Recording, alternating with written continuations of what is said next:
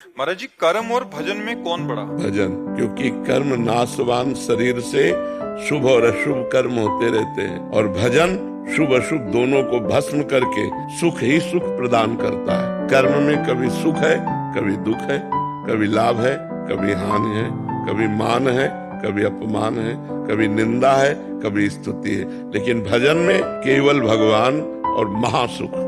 कर्म की ताकत नहीं कि अविनाशी पद प्रदान कर सके, भजन की ताकत है कि अविनाशी पद प्रदान करेगा। कर्म तुम्हारा अच्छा से अच्छा बनेगा तो स्वर्ग लोक जाओगे, वहां पुण्य भोग कर फिर मृत्यु लोक आओगे। लेकिन अच्छा भजन बन गया तो भगवान को प्राप्त हो जाओगे। कर्म से बड़ा भजन है। भजन करते हुए कर्म करो तो भगवान की प्राप्ति हो जाएगी।